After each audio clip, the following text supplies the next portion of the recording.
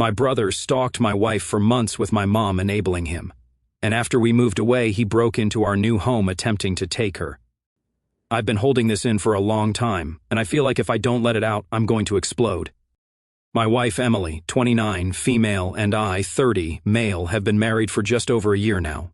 We met on a dating app of all places, and honestly, I never thought something real would come out of it. But we hit it off immediately. She was smart, kind, funny, and just easy to talk to. It didn't take long for me to realize she was the one.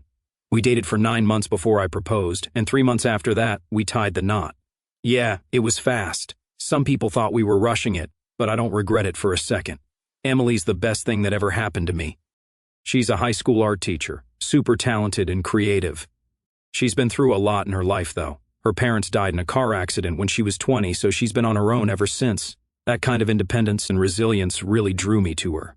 She's the type of person who doesn't let life's challenges break her. She just keeps going, no matter how hard it gets. I admired that about her from the start. As for me, my life hasn't exactly been a walk in the park either. My family is complicated, to put it lightly.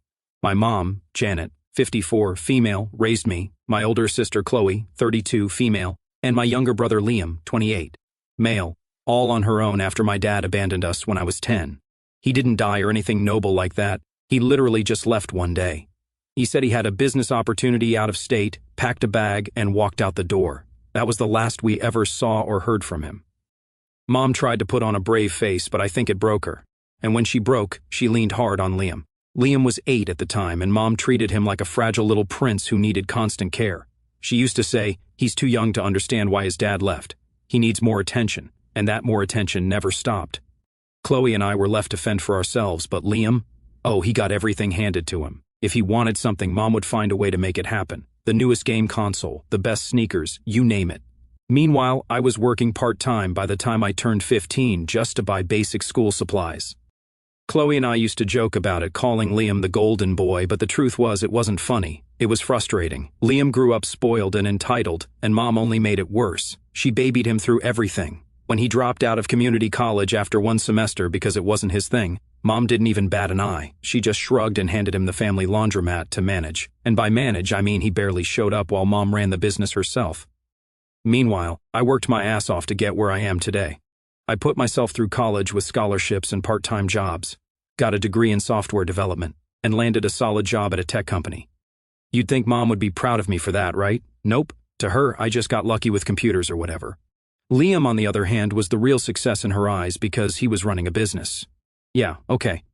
Despite all that, I still tried to maintain a decent relationship with my family. It wasn't easy, but I figured they were still my family at the end of the day. When Emily and I got married, she suggested staying close to them. She thought it would be good for us to have a support system nearby, especially since she didn't have any family of her own. I wasn't thrilled about the idea, but I went along with it because it meant a lot to her. We bought a little house a few minutes away from Mom's place. At first, I thought maybe it wouldn't be so bad. Mom seemed to really like Emily. She kept telling me how lucky I was to have such a sweet, well-mannered wife. Chloe was also great. She's always been the normal one in the family. But Liam? Liam was another story. Liam had this way of making everything about him. If Emily complimented something about the laundromat, like the cafe Mom had set up in the corner, Liam would act like it was his idea, even though everyone knew Mom was the one keeping the place afloat. Mom, of course, encouraged all of this. She'd say things like, Liam just loves spending time with you two. It's nice to see him getting along with your wife. Anyway, things seemed fine for a while. Emily and I were settling into married life, and I was adjusting to having my family so close. I thought I had everything under control. But if there's one thing I've learned, it's that when it comes to my family, things are never as simple as they seem. Looking back now, I feel like I should have caught on sooner. At first, it seemed harmless. Liam was being overly friendly to Emily, but I figured he was just trying to bond with her since she was new to the family. He'd show up at our place randomly with coffee or snacks, saying he just happened to be nearby, or he'd bring over a tool he thought we might need for the house, like a wrench or a screwdriver, even if we didn't ask for help. He even bought her an expensive necklace once. It was a little much, but I brushed it off. I mean, he was my brother. Why would I suspect anything weird? Emily didn't say much about it either, at least not at first. She'd smile and thank him whenever he brought something, but I could tell she wasn't entirely comfortable. She's polite to a fault, always worried about offending people, so I figured she was just being nice. Honestly, I thought Liam was just socially awkward and trying too hard to be helpful. I even joked with her once that Liam probably needed to learn how to take a hint. The thing is, Liam wasn't just stopping by every now and then. He was doing it a lot, like multiple times a week. At one point, I remember joking to Emily that we might as well give him a spare key at this rate. She laughed, but there was something in her eyes that didn't sit right with me. I shrugged it off because, again, I thought I was overthinking things. Then came Liam's birthday dinner. Mom made a huge deal out of it, like she always does for him.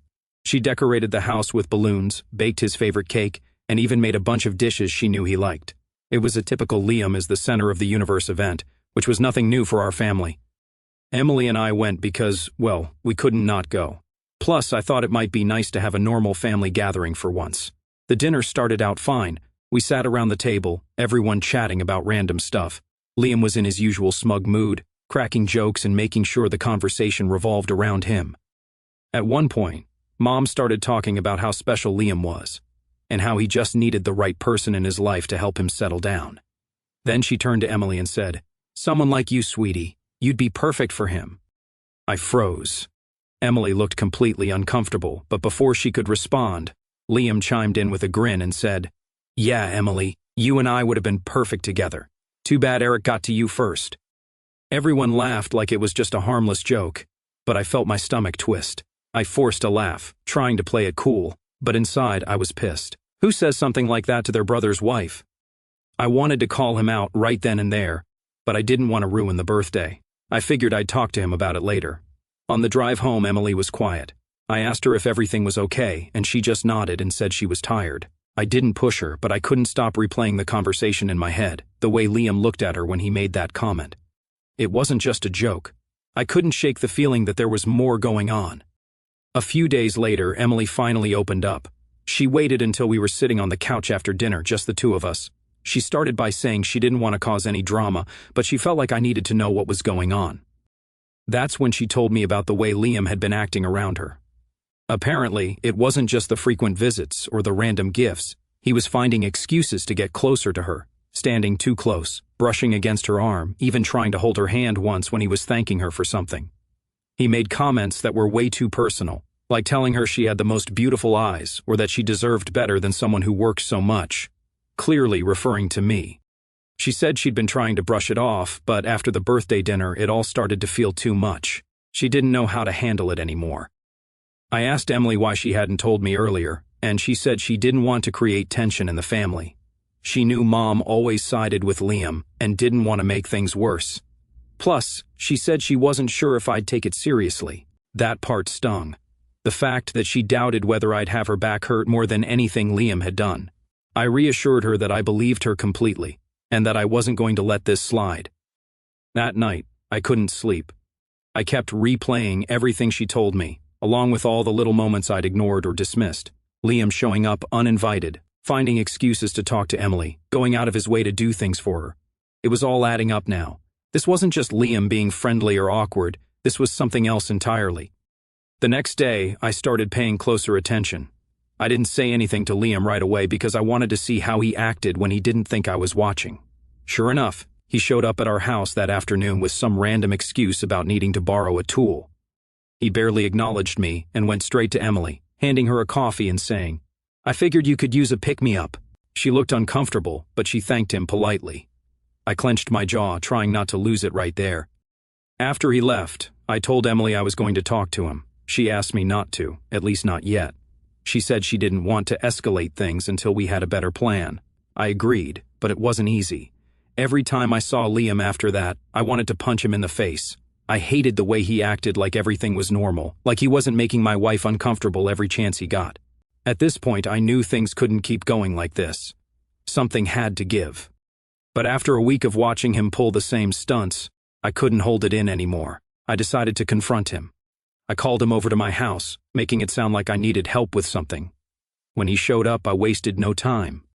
I told him I knew about the way he'd been acting around Emily, standing too close, making weird comments, trying to get her alone.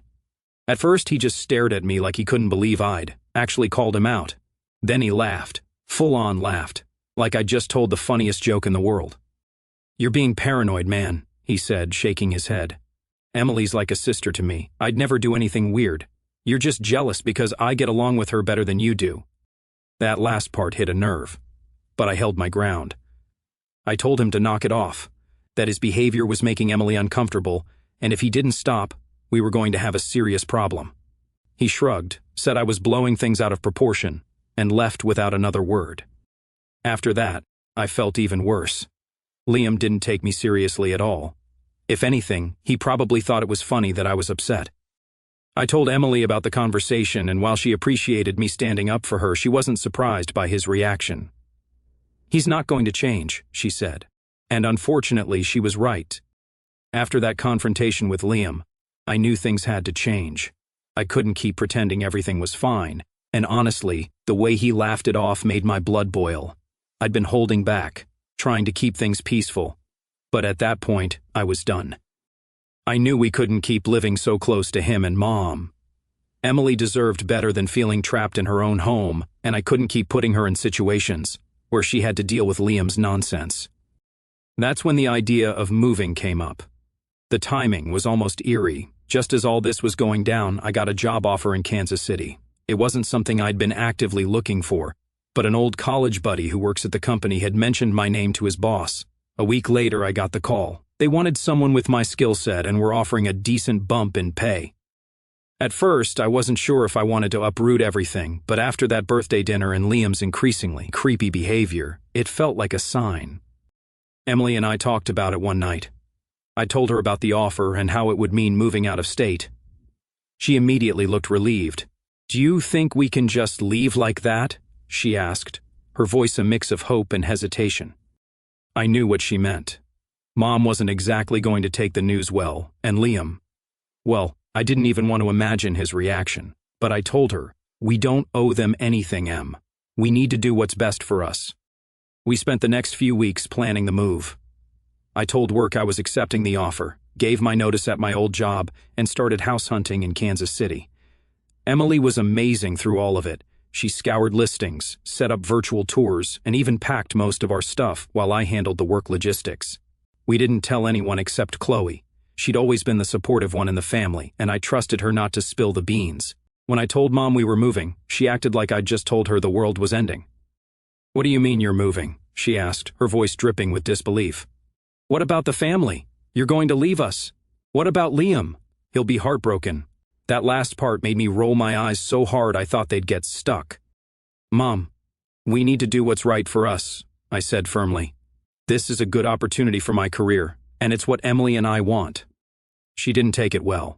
She accused me of abandoning the family and said Emily must have been the one pushing me to leave. Typical mom behavior, always blaming someone else when things didn't go her way. I didn't bother arguing with her. There was no point. Once Mom decided something, it was impossible to change her mind. Liam, thankfully, hadn't caught wind of our plans yet. I wanted to keep it that way. The day we left was bittersweet. Chloe came over to help us load the moving truck, and it hit me that I wouldn't be seeing her as often. She hugged me tight and said, "You're doing the right thing. Don't let anyone make you feel guilty about it." Emily hugged her too, thanking her for being so supportive. Chloe promised to keep our address a secret, and I believed her. She'd seen enough of Liam's behavior to know why we needed to leave. The drive to Kansas City was long but surprisingly peaceful. Emily and I talked about all the things we wanted to do once we settled in. Explore the city, find new hobbies, maybe even adopt a dog. For the first time in weeks, Emily seemed genuinely happy. She even joked about decorating the new house with all the art supplies she'd been hoarding. It felt like a fresh start, and I couldn't wait to put all the family drama behind us. We arrived at the new house late in the evening. It wasn't anything fancy, just a cozy 2-bedroom in a quiet neighborhood, but it felt like a mansion compared to the stress we'd been living in. The next few days were a blur of unpacking boxes, setting up furniture, and getting to know the area. Emily took the lead on decorating, and I have to say she did an amazing job. By the end of the week, it actually felt like home. Emily started to relax too. She wasn't jumping at every little noise anymore, and she even started sleeping better. One night, as we were sitting on the couch watching a movie, she leaned her head on my shoulder and said, "I feel safe here." Those words hit me harder than I expected. I hadn't realized just how much she'd been holding in until that moment. I wrapped my arm around her and promised her that no one would take this peace away from us. But as much as I tried to focus on our new life, I couldn't completely shake the nagging feeling in the back of my mind. Liam. I hadn't told him we were moving, and I hadn't heard from him since we left. Part of me was relieved, but another part of me wondered how long that would last. Mom hadn't called either, which was unusual. I figured she was still stewing about our betrayal. Emily and I agreed not to let it bother us, though. We were determined to make this move work and build a life for ourselves away from the toxic family dynamics that had been dragging us down. For now, at least, it felt like we were in control, and that was enough. Update 1. Hey everyone. It's been crazy, and I figured it was time for an update. I wish I could say everything's been smooth sailing since we moved to Kansas City, but unfortunately that's not the case. Things have taken a turn, and I'm struggling to wrap my head around just how far this has gone. So we've been here for a few weeks, and for the most part it felt like a fresh start. I thought maybe, just maybe, we'd finally left all that drama behind. Boy, was I wrong. It started a few days ago when Emily noticed someone outside. She was in the kitchen unpacking some dishes when she saw Liam pacing in front of our house. At first she thought maybe it was just someone who looked like him. It didn't make sense for him to know where we lived. But then he rang the doorbell over and over. He had a bouquet of roses in his hand and was calling out, "Emily, I just want to talk." When she told me, I couldn't believe it. I mean, how did he even find us? We didn't tell him or Mom where we moved. The only person who knew was Chloe, and I trusted her completely. But there he was, standing outside our house like some kind of creepy stalker. I told Emily to stay put and not open the door while I called the police. By the time they arrived, Liam was gone. They said there wasn't much they could do unless he came back or made a direct threat, which was frustrating but not surprising. Later that night, I called Chloe to figure out how the hell Liam had found us. At first, she was confused, swearing up and down that she hadn't told anyone. But as we kept talking, she hesitated. Then she broke down and told me the truth. Liam had stolen a copy of our house key from her while helping us pack. He must have found our address on a piece of mail or one of the moving boxes and decided to keep it to himself. Chloe was absolutely mortified. She apologized over and over, saying she didn't realize what he'd done until now. She felt guilty for not keeping a closer eye on him, but honestly, I couldn't blame her. This was entirely on Liam. He crossed a line, and I was furious. But Chloe didn't stop there. She also told me some other things that left me sick to my stomach. Apparently, Liam's obsession with Emily ran even deeper than I thought. He'd been secretly taking photos of her during family gatherings, some of which were downright creepy. Chloe said she'd seen pictures of Emily at our old house, sitting on the couch or reading a book, completely unaware that Liam was taking them. Worse, he'd been recording her voice during conversations and stitching together long audio files that he'd listened to on repeat. I couldn't believe what I was hearing. This wasn't just harmless flirting or boundary pushing anymore. This was full-blown stalking. How had I let it get this far? I knew Liam had issues, but I never imagined he was capable of something like this. I kept replaying all the times I brushed off his behavior, convincing myself it wasn't a big deal. But now, with everything Chloe had told me, it was clear that Liam was dangerous. I couldn't afford to let my guard down anymore. Emily was shaken when I told her what Chloe said, but she wasn't surprised. I had a feeling there was more to it, she admitted. The way he looked at me, the things he said, it always felt off. She thanked me for taking her seriously and standing up for her, but I could tell this whole thing was wearing on her. She started jumping at every little noise, checking the locks on the doors multiple times before bed. It broke my heart to see her like that. The next day, we found more proof that Liam had been watching us. Emily was cleaning out the mailbox when she found a letter addressed to her in Liam's handwriting. It was rambling and incoherent, filled with phrases like, "You're the only one who understands me, and I'll wait forever if I have to." It was creepy as hell and confirmed what I already knew. Liam wasn't going to leave us alone. I brought the letter to the police, but again they said their hands were tied unless Liam made a direct threat or showed up again.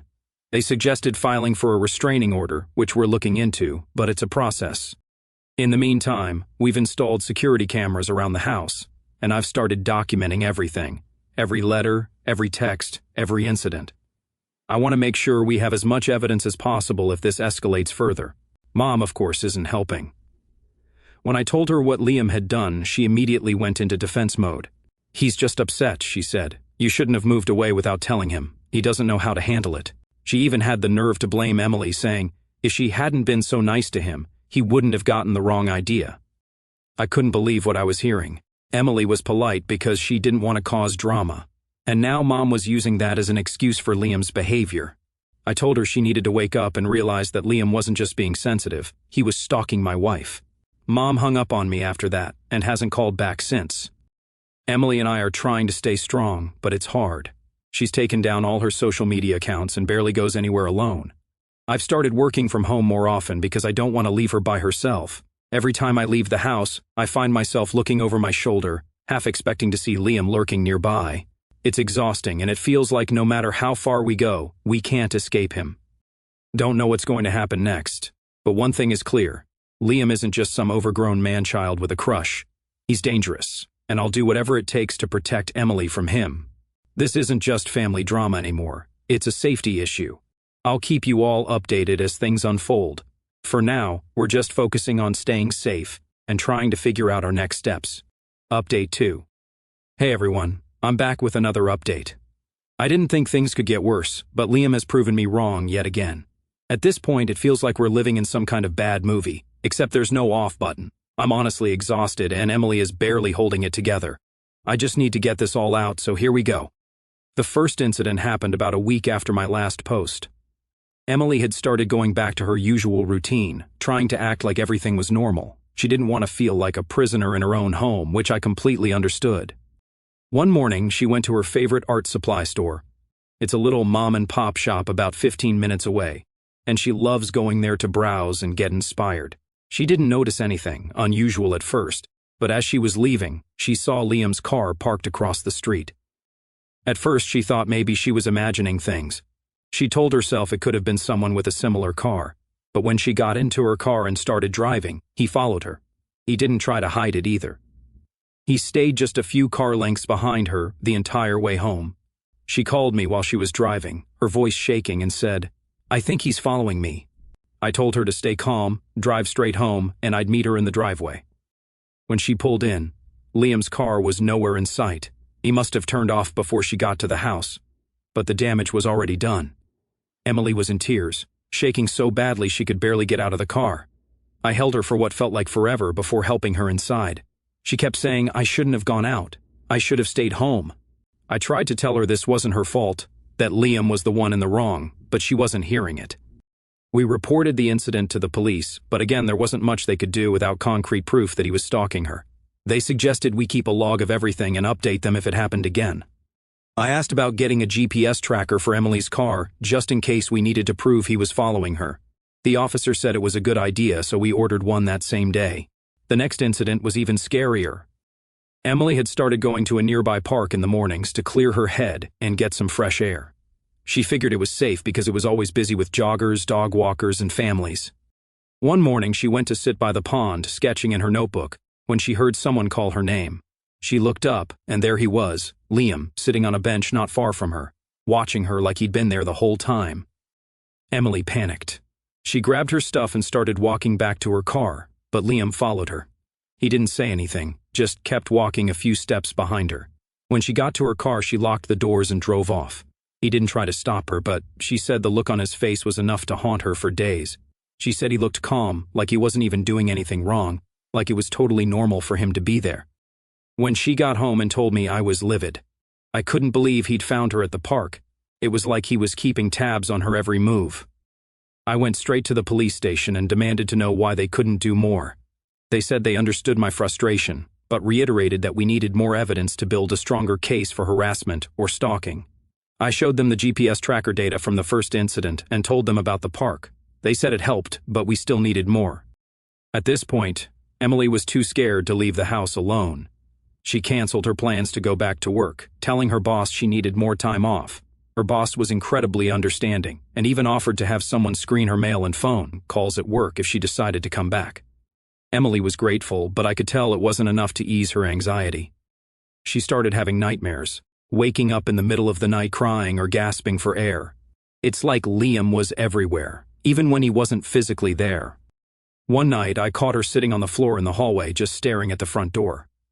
I asked her what she was doing, and she said, "I'm just making sure it's locked." It broke my heart to see her like this. She was always so strong, so independent, and now she was scared to be in her own home.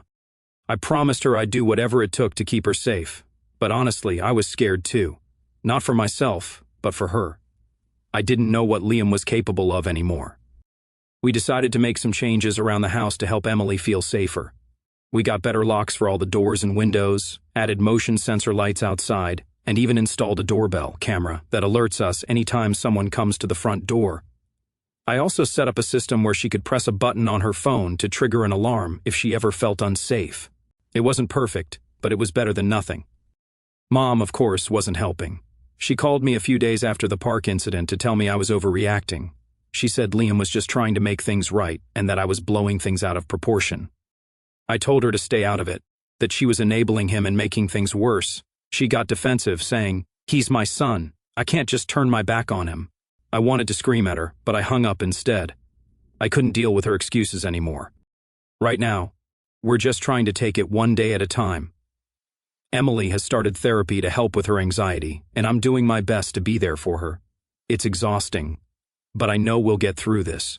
Liam might think he can control us, but he's wrong. We're not going to let him win.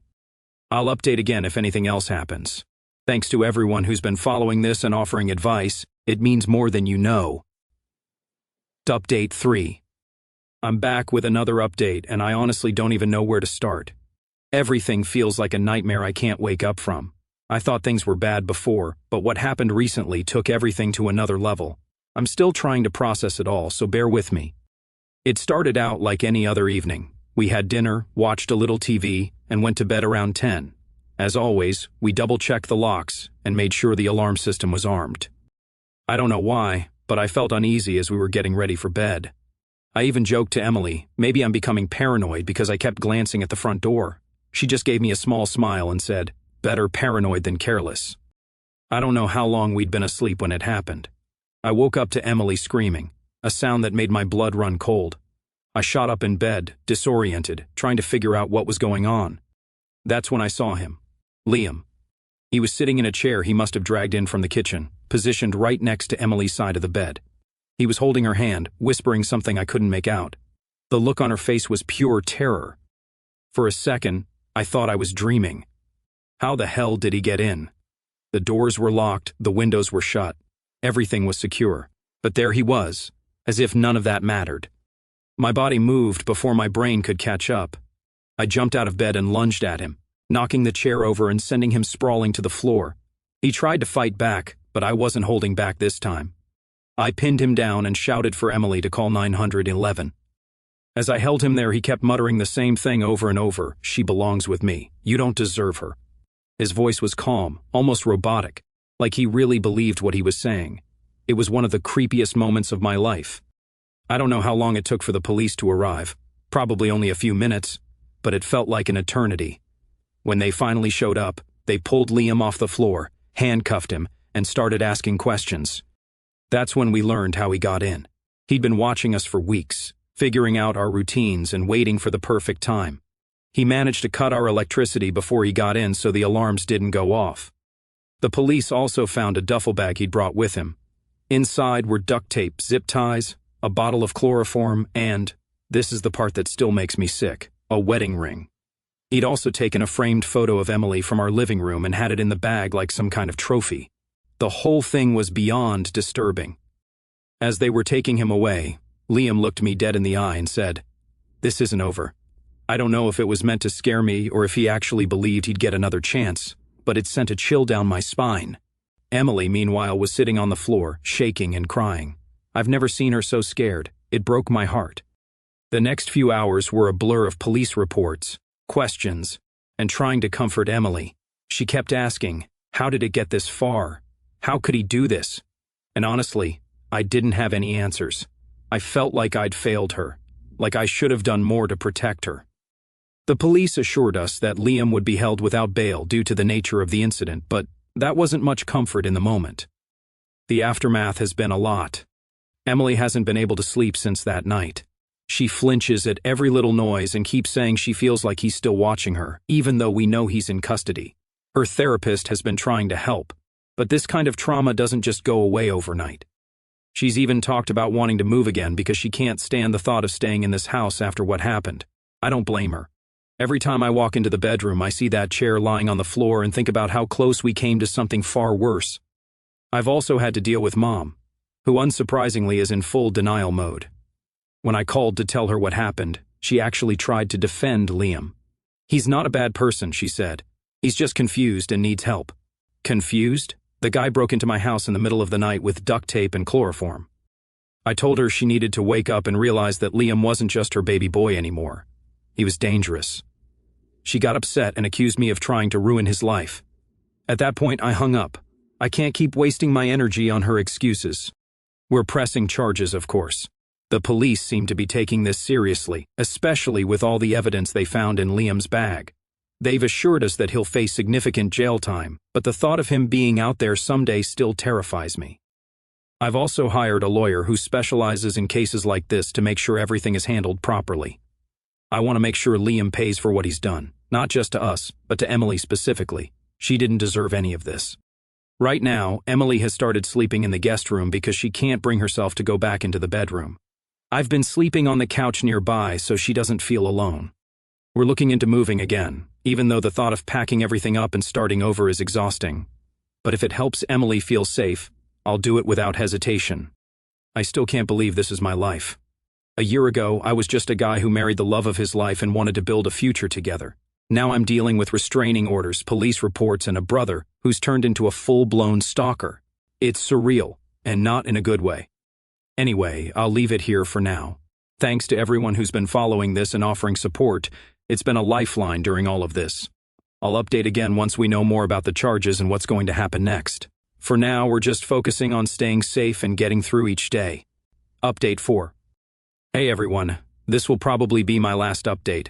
A lot has happened, and honestly, we just want to put this chapter behind us and move on with our lives. I can't thank you all enough for the advice and support. It's meant more than I can say. Liam's case went to court a few months after the break-in. He was charged with stalking, breaking and entering, and attempted kidnapping. The evidence was overwhelming, especially with the duffel bag, his recordings of Emily, and the creepy journal entries they found in his house. He pleaded guilty, and the judge sentenced him to 4 years in prison.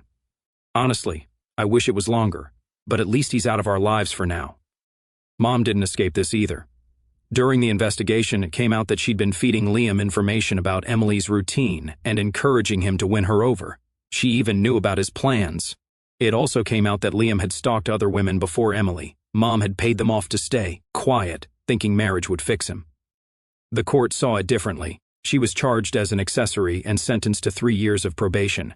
She's not allowed any contact with us, which is honestly the best part.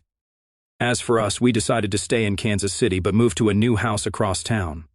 Emily couldn't handle staying in the old place after everything that happened, and I didn't blame her. She's still dealing with the trauma. She cut her hair short and dyed it, saying she didn't want to look like the person Liam had obsessed over. She also started wearing looser clothes, even though it breaks my heart to see her feel like she has to change herself to feel safe. Therapy is helping, though, and she's slowly starting to regain her confidence. We've cut off all contact with Mom, Liam, and most of the family. Chloe is the only one we still talk to. She's been a rock through all of this and even testified against Mom and Liam in court. The rest of the family, they still think we're overreacting, saying things like family is family and Liam needs support, not punishment. Yeah, no thanks. Life isn't perfect, but it's getting better. Emily's back at work part-time, and we're focusing on rebuilding our lives. I've learned a lot through all this, mainly that blood doesn't mean you owe anyone your peace or safety. Sometimes the family you're born into isn't the one you should keep. Emily and I are building our own version of family now, one built on love and respect, not toxicity and excuses. Thanks again to everyone who's been here through this mess. Your words of encouragement got us through some really dark times. Take care of yourselves, and if you're ever in a similar situation, don't wait to take action. Trust your instincts, protect your peace, and don't be afraid to walk away. Stay safe, everyone.